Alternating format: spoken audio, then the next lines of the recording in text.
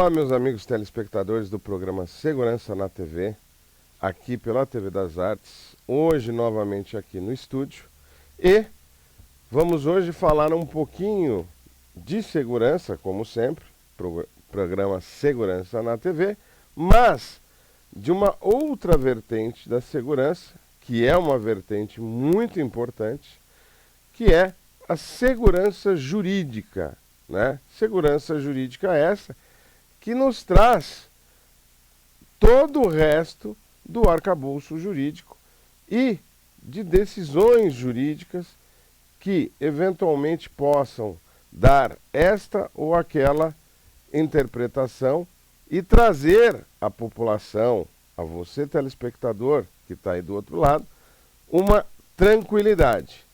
A gente fala muito em segurança pública e a gente diz que a sensação de segurança pública às vezes é mais importante do que a segurança pública propriamente dita.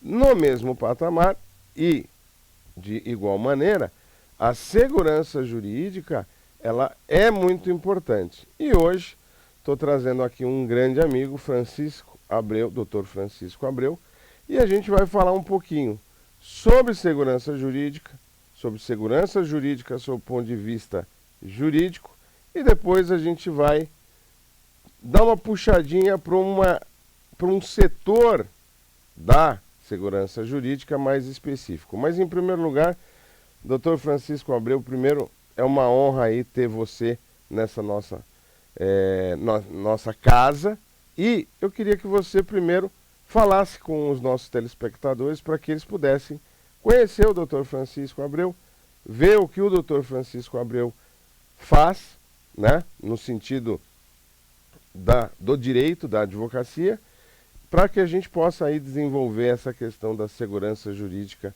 em nosso país.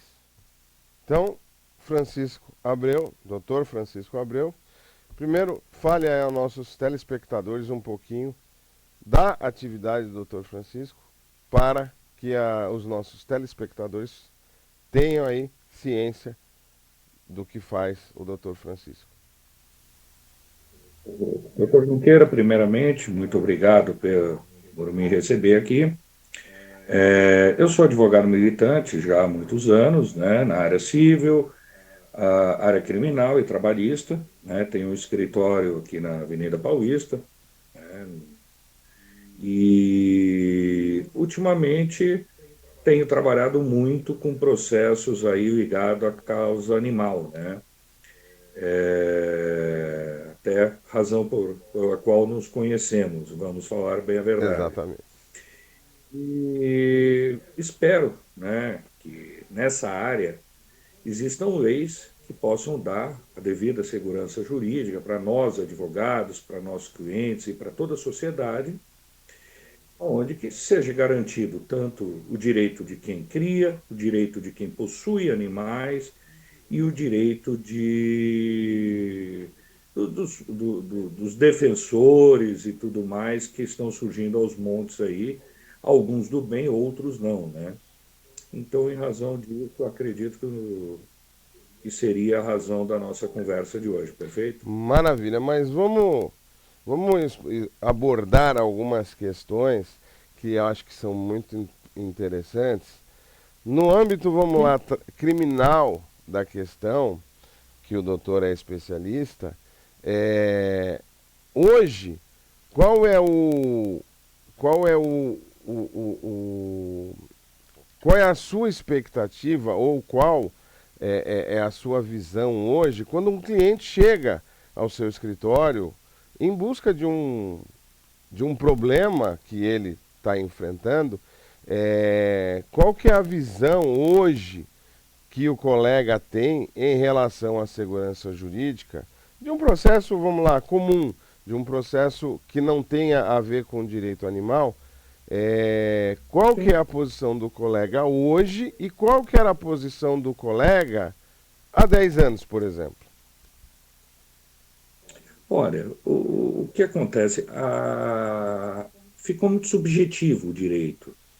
Ele teve uma alteração nessa questão de entendimento, ou seja, cada um pode ter a sua interpretação, né? Isso aí escapa um pouco da nossa expectativa, né? Porque quando você entra com uma ação, o cliente, a pessoa sendo defendido ou não, ela espera uma previsão, né? E nós, como técnicos, temos a obrigação de, né? Até para nós mesmo, nosso ganho pessoal. Sim. Vamos dar como exemplo, por exemplo, tráfico de drogas, né? O que acontece? Antigamente, a gente tinha uma certeza de absolvição ou não em determinados casos. Agora, hoje em dia, até por a natural evolução do direito, por exemplo, a questão do quanto do porte de drogas que seria considerado crime, entraram outras situações mais subjetivas que dão para um julgador A ou B decidir da forma que quiser. Alguém pode ser pego com uma quantidade que seria até, vamos dizer, socialmente considerada tráfico e absolvido por ser usuário, e alguém, de repente, que está com uma posse de uma bomba de academia pode ser condenado criminalmente por tráfico, né? Ou seja, até o Gilmar Mendes, num julgamento que até está afetando toda a esfera judicial, ele ressalta que falta a, a legislação adequada para isso, falta o legislador chegar mais próximo à sociedade no tempo correto, né? Muitas vezes leis são feitas quando já estão ultrapassadas, né? Então, há essa necessidade do legislador atuar de forma mais presente para a sociedade. O grande problema é que hoje quase tudo virou subjetivo, né? A gente tem o artigo 32 da 9.605, que ele trata da questão dos maus tratos. Tá. Sim, E o que é maus tratos? Né? Esse é o grande desafio, porque ele mostra e fica numa subjetividade de uma pessoa determinada achar que determinada coisa é maus tratos ou, eventualmente, outra pessoa achar que não é maus tratos. sim. Exatamente o que acontece. Não há parâmetros para isso. Isso depende do legislador. O legislador precisa mostrar isso, porque senão, o que é maus tratos? Deixar o animal sem água, sem comida? A gente já imagina isso, um ser Sim, normal da sociedade, ou seja, acorrentado, sangrando, sendo realmente maltratado no dizer da palavra. E o que ocorre? Muitas vezes, até com uso exacerbado de subjetividade, vamos falar é. assim, né? Estão sendo considerados maus tratos situações que não me parecem, pelo menos a minha pessoa, né? E acredito que a maioria de todos. Então, precisa o legislador ser mais específico em leis, tirar essa subjetividade do julgador, até para facilitar a vida do julgador e da própria Sim. justiça, poder caminhar, né? Então, o que temos de ter são atuações mais presentes do nosso legislativo, concorda? Não, e inclusive, veja, o direito penal, né, ele é, vamos dizer, um direito absolutamente objetivo, né? As Sim. regras e normas Deveria. do direito penal são objetivas, né? Matar alguém, ponto, pena, tão. Então, absolutamente objetivas. Só que quando você pega e faz uma legislação onde você não explica ou você não explicita, né, o que é, fica a cargo daquela pessoa que está na rua, está, vamos dizer, vendo algo, a subjetividade de ela entender o que é ou o que não é. Né? Até Sim, brincando outro dia com um colega nosso, inclusive, eu virei para ele e falei assim: eu tenho cachorro, ele também tem sim, cachorro. Muito bem. Aí o que, que a gente faz? Aí a gente pega e eu dou comida para o cachorro uma vez ao dia. O meu cachorro, ele come uma vez ao dia. Toda manhã eu vou lá, coloco comida no pote dele, dou comida, ele come e acabou. Só vou dar no dia seguinte. Esse meu amigo, ele dá 2 vezes ao dia. Ok? São manejos diferentes. Aí vem uma terceira pessoa, ela vem à tarde no canil, no fim de tarde, no canil, eventualmente na casa do meu colega, que eu estou citando, né, como exemplo. Não, mas não tem comida, não tem ração no pote, é maus tratos. Sendo que o manejo dele é dar a alimentação apenas uma vez ao dia no período matutino. Então, Exato. essas dicotomias é que a gente não tem explícitas e não tem explícitas em muitas legislações, né, doutor Francisco? E aí fica a cargo da Exatamente. pessoa que está ali dizer, ele está com sede, ele está com fome, ele está com isso. Como se aquelas 5 questões, as 5 Parâmetros que isso, tem, 5 né? parâmetros que há, como se a gente não tivesse passado sede em algum momento, a gente não tivesse passado fome em algum momento, né? É. Quer dizer, é uma coisa que deixa a cargo desta pessoa, que nem sempre está com uma vontade de fazer o correto, Sim, criminalizar ou não determinadas ações. exatamente. Já houve casos que cuidadores pegaram, por exemplo, um galgo apresentando em live na TV e incriminando a criadora, falando: olha como o cachorro é magro. Entendeu? Então, é óbvio que um cão galgo ele tem né, sua estrutura e tudo mais, que já é propícia para isso. Mas, assim, para o mero espectador acaba ficando uma sensação realmente, né? Fica assim, ainda questões artísticas, né, envolvidas aí Exato. nesse sentido que acabam dimensionando mais. E na hora de análise, eles, como disse, não havia comida nos potes. Às 3 da manhã não vai ter comida no pote, claro.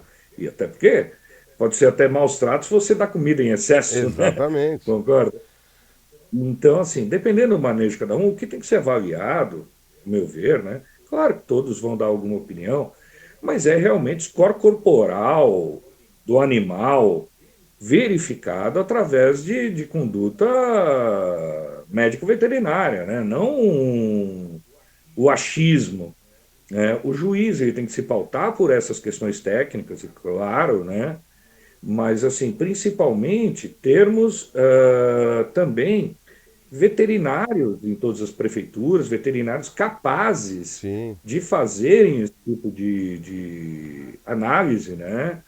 E também fiscalizar periodicamente, porque tem canis que nunca receberam uma fiscalização, né? Que devem ser fiscalizados, sim,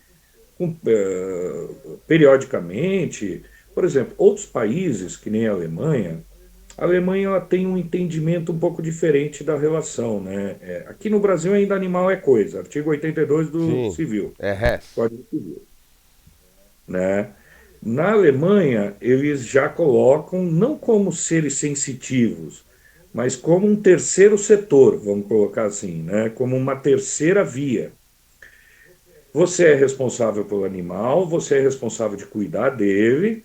O Estado, sim, pode promover uma ação contra você, caso esteja confirmado maus tratos. Você, inclusive, paga imposto sobre animais. Eu acredito que a evolução no Brasil procurada pelo atual governo é essa, realmente acabar cadastrando e acabar, no futuro, cobrando até imposto.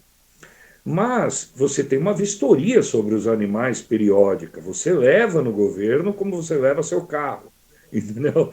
Para fazer uma verificação, exode o estado do animal. Isso seria muito bom aqui, pelo menos para grande parte da população que se preocupa que essa questão de pets, de animais de apartamento menores, né, é uma questão que está crescendo demais, né? E junto com isso, precisa a lei evoluir, ser um pouco mais concreta, né, para falar aí do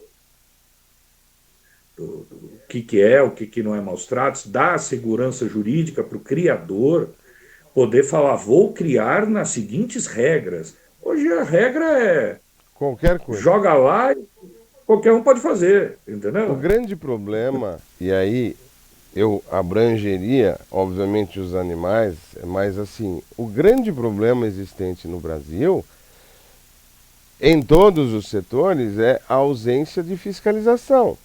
Então, quando há ausência de fiscalização, é como se abrisse a porteira. Então, é óbvio, o que o colega falou é o óbvio. Vamos fiscalizar. Por quê? Porque tem canis que jamais receberam fiscalização, que não sabem, vamos dizer, como devem ou não devem agir. O que tem que fazer, o que não tem que fazer. Agora,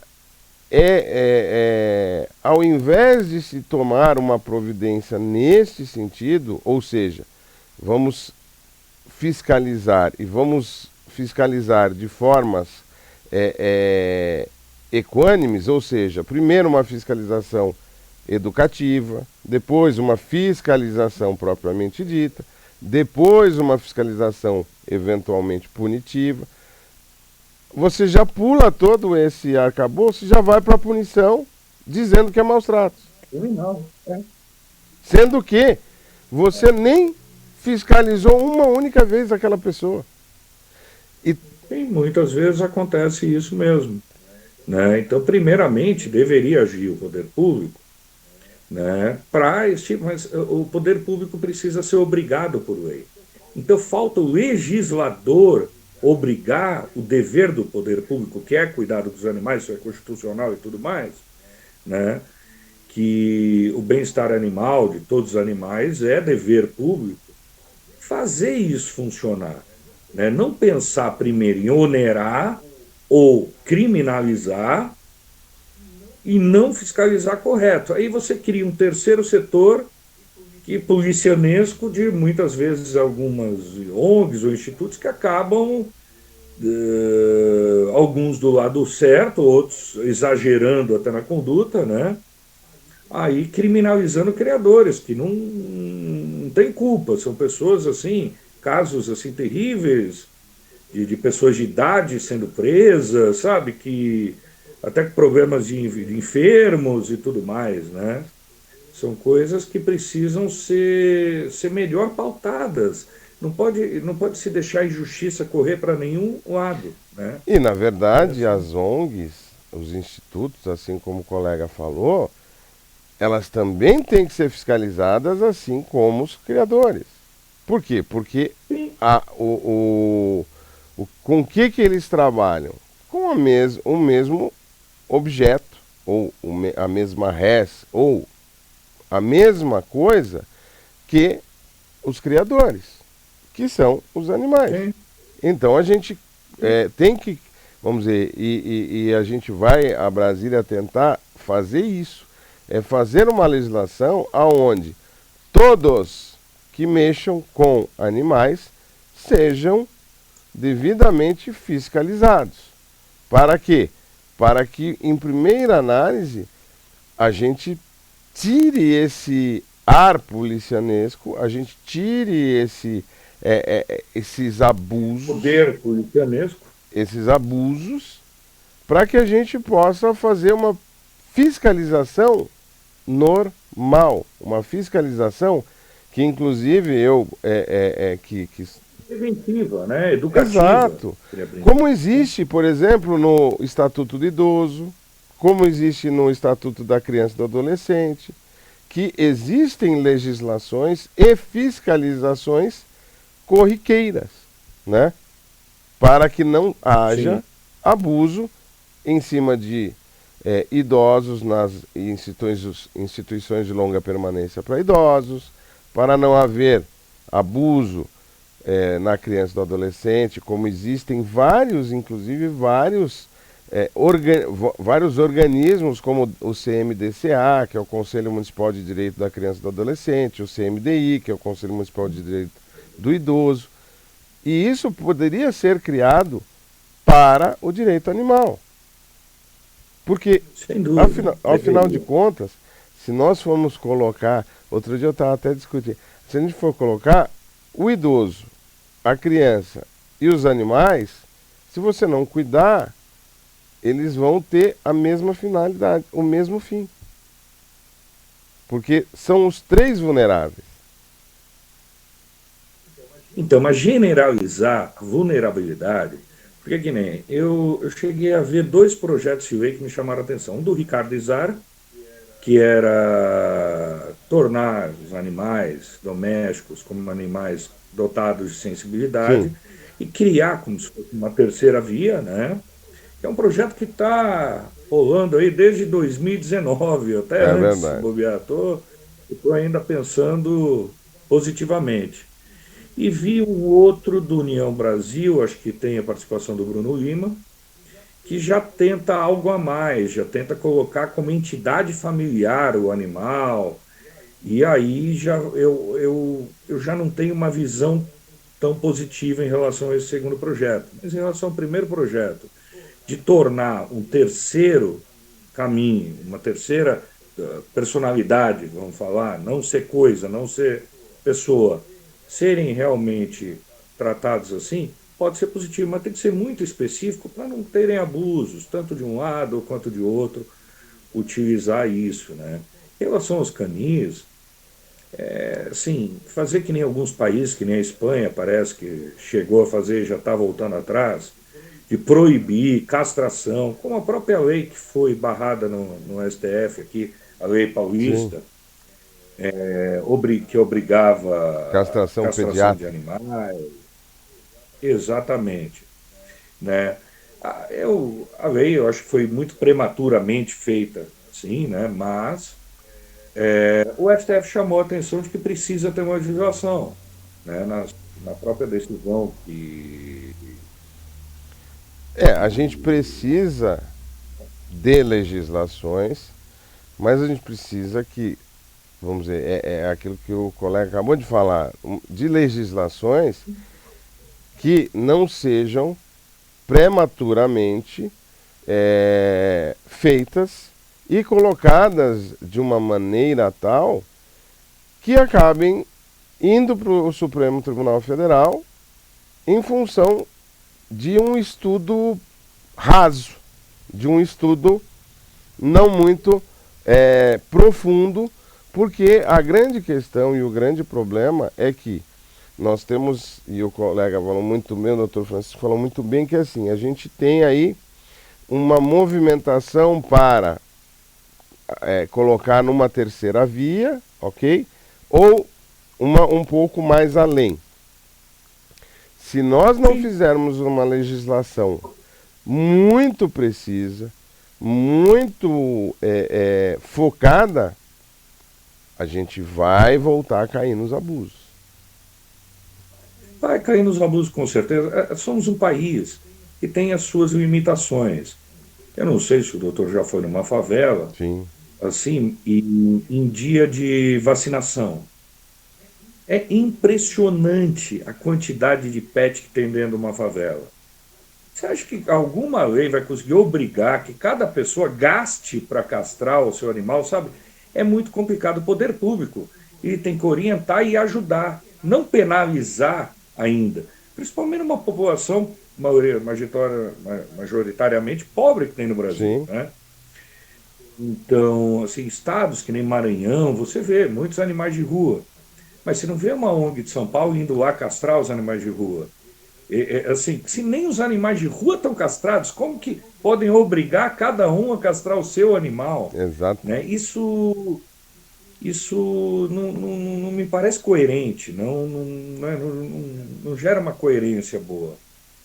Então, assim, é necessário, sim, que se especifique melhor, que essa lei seja federal, para não ser algo de um Estado atropelando o outro e criando ainda incidentes. Né? É urgente, está na vida de todos, quase, que tem animais, vamos falar, não sei se há uma estimativa de animais, de cães no Brasil, mas eu acredito que ao menos 10% da população tenha um animal de estimação. Sim. Tem, 104, né? de acordo com o último levantamento que eu vi, são 144 milhões de habitantes possuem um ou dois pets. Olha, o volume disso, né? Eu acho que não deram a atenção necessária ainda para o caso. E são situações que envolvem a vida da maioria da população brasileira, Sim, então, né? Até você está falando por lar, né? Com certeza envolvem isso. Agora, não apareceu nenhum, assim, existem pessoas, eu cuido dos animais e vira deputado, trabalha, mas não vejo ninguém efetivamente, em uma legislatura, 4 anos de legislatura, fazer algo que realmente funcione para ajudar. E outra, obrigar o poder público a estar presente, sim. né? A fazer essa política de castração de animais de rua, a organização dos próprios canis e tudo mais, né? Porque beira muita hipocrisia falar de maus tratos de um canil específico, enquanto tem um monte de animal na rua lá que ninguém ainda virou para olhar, no mesmo lugar, em volta dele, Sim. né? São 33 Beira, milhões de animais errantes hoje, né?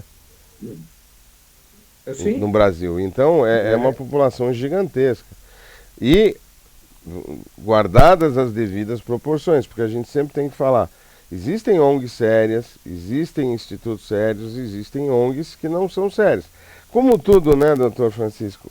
O ser humano ele é dividido em dois, os bons e os ruins. Em qualquer segmento, você vai ter o bom e o ruim.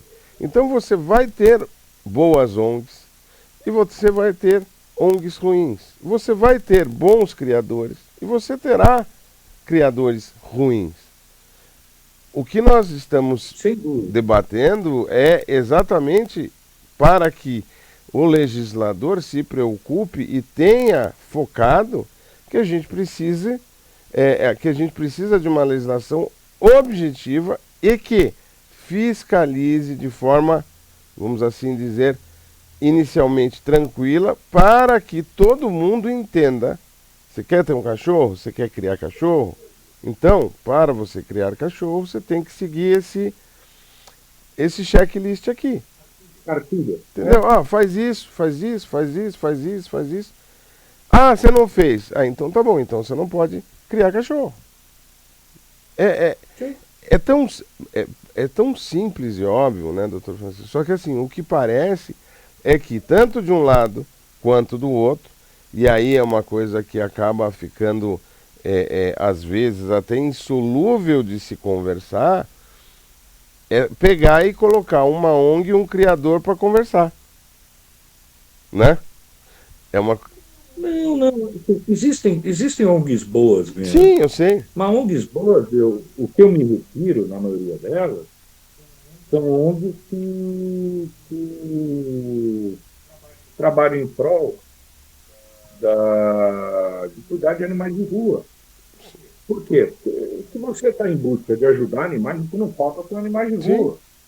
Para uma próxima questão, claro, você vai atrás de criadores. Então, estou um pouco de desconfiar, né? Porque se você quer ajudar animais, você vai ajudar animais de rua. Animais de rua não faltam nesse não. país. E em péssima situação e tudo mais. Acontece que, infelizmente, a sociedade tem o seu problema também, em parte, tem a sua culpa, que acaba não ajudando institutos de animais de rua, porque quem que sai de casa fala, vou ajudar uma ONG que cuida de Né? vira-latas? Muito pouco. Essas ONGs, elas sempre estão sem dinheiro, sem alimento, precisando de tudo, né?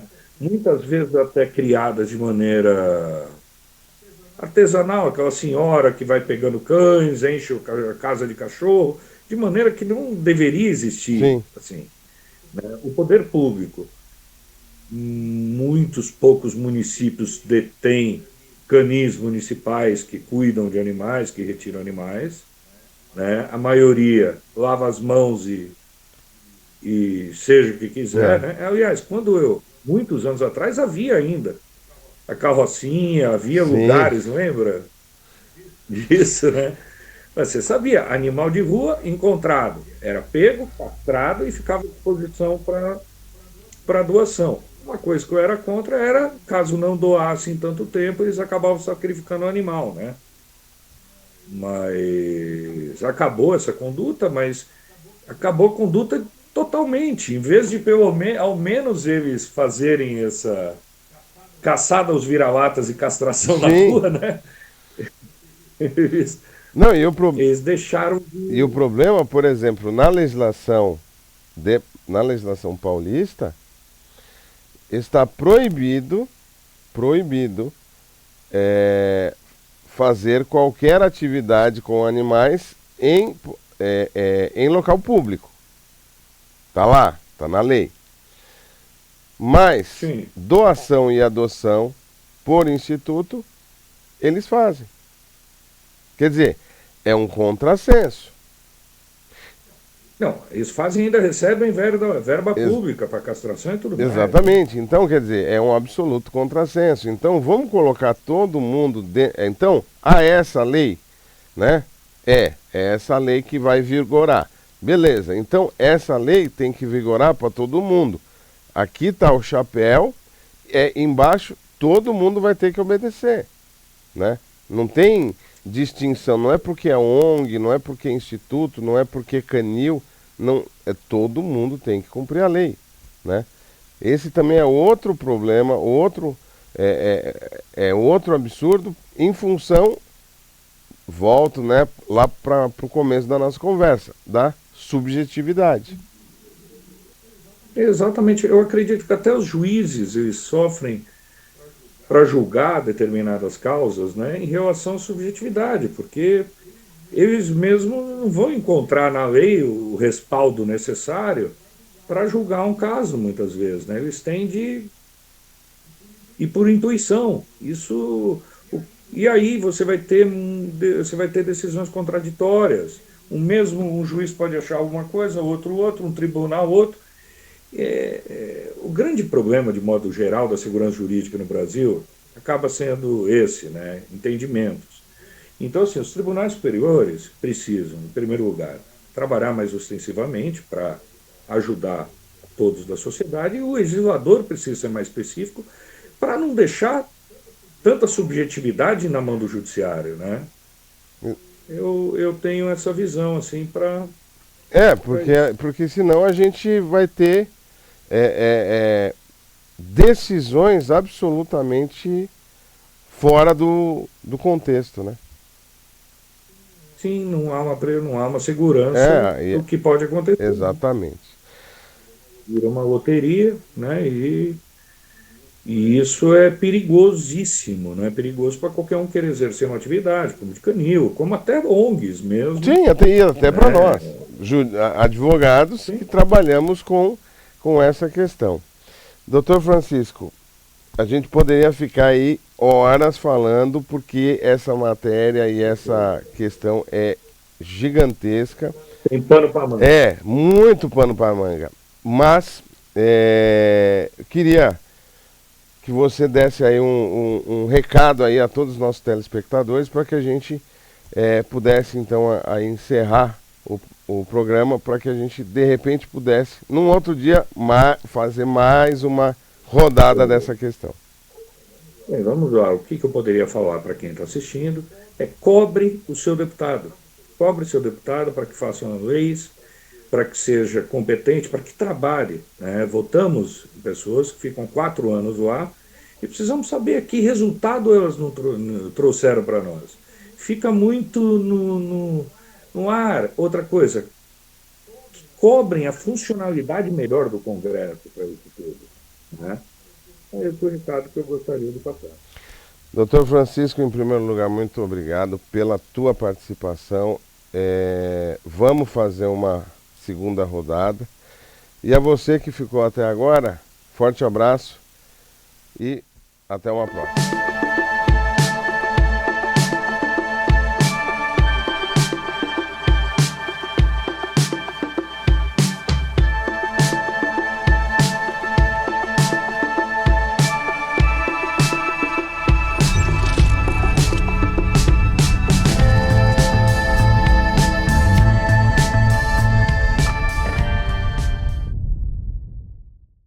e até uma próxima.